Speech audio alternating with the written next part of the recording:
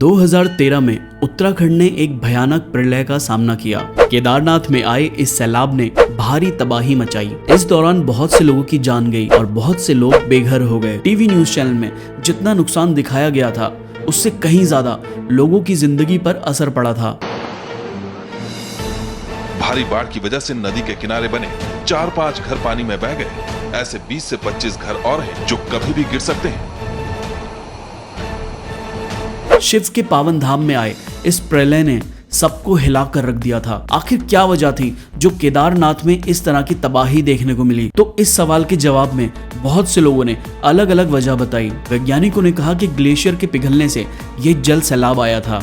केदारनाथ में प्रलय का एक और कारण अशुभ मुहूर्त में खोले गए कपाट को भी बताया जाता है। कहते हैं कि 4 धाम की यात्रा की शुरुआत अक्षय तृतीया के दिन गंगोत्री और यमुनोत्री के कपाट खुलने से होती है, लेकिन साल 2013 में कपाट शुभ मुहूर्त बीत जाने के बाद खोले गए। विद्वानों के अनुसार केदारनाथ में तबाही का ये भी एक कारण है। केदारनाथ में आई तबाही का कारण माँ गंगा का रौद्र रूप भी रहा है। माना जाता है कि धरती के कल्याण के लिए भागीरथ गंगा को लेकर आए थे। उन्हें शिव जी ने धारण किया था, इसलिए उन्होंने देवी गंगा के स्वरूप को बरकरार रखने का वचन दिया था। मगर लगातार गंगा में बढ़ते प्रदूषण ने गंगा के धैर्य का बाण तोड़ दिया। नतीजा ये हुआ कि केदारनाथ में भयंकर जल प्रलय आ गई। जानकारों के मुताबिक केदारनाथ में आई तबाही की वजह धार्मिक मान्यताओं का कम होना है। उनके अनुसार ज्यादातर लोग केदारनाथ में भक्ति भावना की जगह घूमने के मकसद से आते हैं। कई लोग वहां अनैतिक कार्य भी करते हैं। इससे आहत होकर शिव जी ने विकराल स्वरूप धारण किया था। इसी की वजह से वहां तबाही आई थी। बताया जाता है कि केदारनाथ में अचानक बाढ़ आने का कारण धारी देवी का नाराज होना है। लेकिन कौन है धारी देवी? आइए जानते हैं। धारी देवी मंदिर उत्तराखंड के श्रीनगर से करीब 14 किलोमीटर की दूरी पर स्थित है, जहाँ पर हर दिन चमत्कार होता है, जिसे देखकर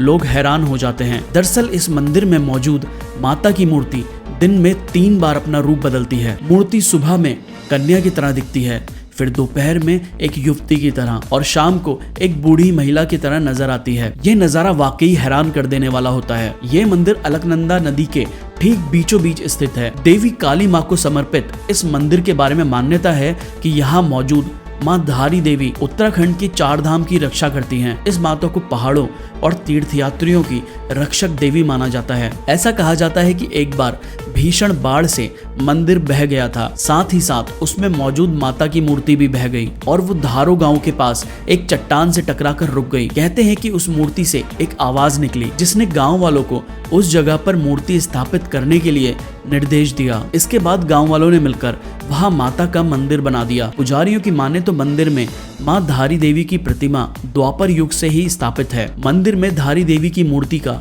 ऊपरी आधा भाग स्थित है, जबकि मूर्ति का निचला आधा हिस्सा काली मठ में स्थित है, जहां उन्हें देवी काली के रूप में पूजा जाता है। 16 जून 2013 को अलकनंदा हाइड्रो पावर द्वारा निर्मित 330 मेगावाट अलकनंदा हाइड्रो इलेक्ट्रॉनिक बांध के लिए देवी के मूल मंदिर को हटा दिया गया और अलकनंदा नदी से लगभग 611 मीटर की ऊंचाई पर मंदिर को स्थापित कर दिया गया। स्थानीय लोगों और भक्तों का मानना है कि उत्तराखंड को देवी के क्रोध का सामना करना पड़ा, क्योंकि उनको उनके मूल स्थान से हटा दिया गया। पानी, रेत, चट्टान और मिट्टी का सैलाब ने केदार घाटी को उजाड़ कर रख दिया था। पहाड़ों में धसी बड़ी बड़ी मजबूत चट्टानें भी टूटकर पत्थर की तरह गिरने लगी थी। सैलाब के सामने जब कोई नहीं टिक पा रहा था, तो ऐसे में मंदिर पर भी खतरा मंडरा रहा था। केदारनाथ के लोगों और साधुओं की माने तो मंदिर को किसी चमत्कार नहीं बचाया था। कहते हैं कि पीछे के पहाड़ से बाढ़ के साथ तेज रफ्तार से एक बहुत बड़ी चट्टान भी मंदिर की ओर आ रही थी, लेकिन अचानक वो चट्टान मंदिर के पीछे करीब 50 फुट की दूरी पर ही रुक गई। चट्टान की मदद से बाढ़ का तेज पानी 2 भागों में बट गया